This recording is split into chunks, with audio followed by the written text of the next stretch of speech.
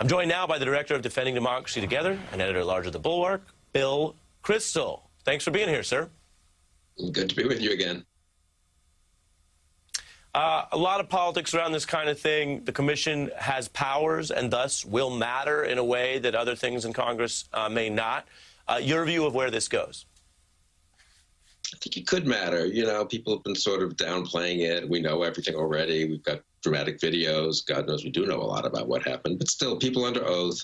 What did the president do that day? Why didn't he do anything? Why didn't he call the Secretary of Defense or the Attorney General or take phone calls from, I guess, the Vice President even, right? The Vice President ends up talking to General Milley, I think we now know, and saying, you've got to get down here. President is just enjoying what's happening. He's basically, as he himself has almost said at this point, on the side of the rioters or the insurrectionists, not on the side of the U.S. government. It's pretty extraordinary, honestly. So I think bringing that home with testimony under oath from people in the Pentagon, people in the Justice Department that day, maybe members of Congress, could be interesting. And I would point out, I mean, look, there's the three, Jordan, Nels, and Banks are going to be just there to disrupt things.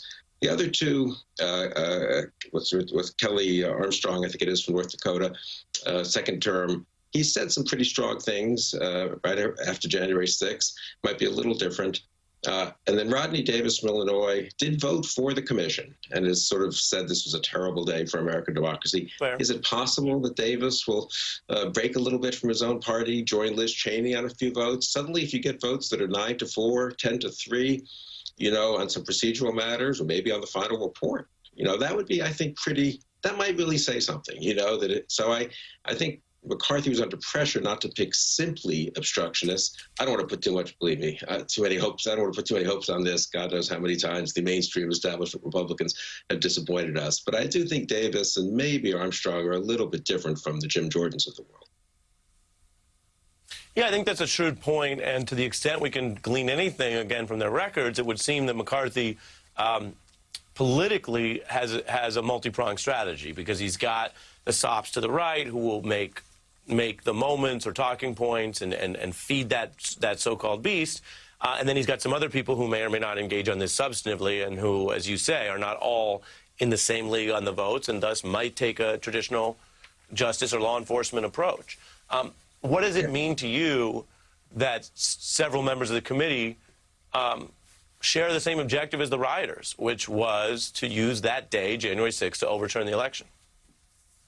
I mean, a majority of Republicans voted that night to overturn the election, electors at least from one or two states, or two states mostly.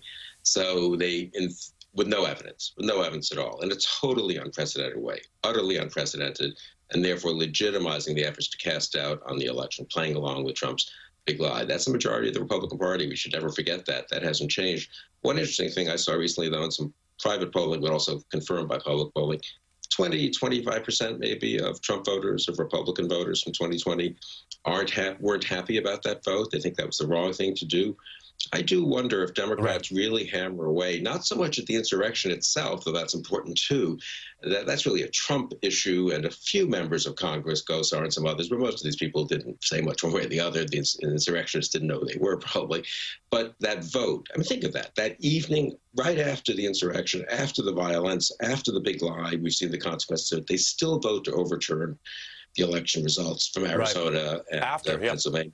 I think that's more of a political issue. No, that's some people. Those were members of Congress, and they could be challenged in a Republican primary. They could have Democrats running against them. They're tough districts mostly. They're pretty Republican districts, but independent, Republican-friendly Democratic nominees. Just saying, can you believe this guy saw the insurrection up close and then voted to, in effect, justify the big lie, continue the big lie that's already done so much damage that very evening? Yeah. I think that's an important point. Bill Kristol, I want to thank you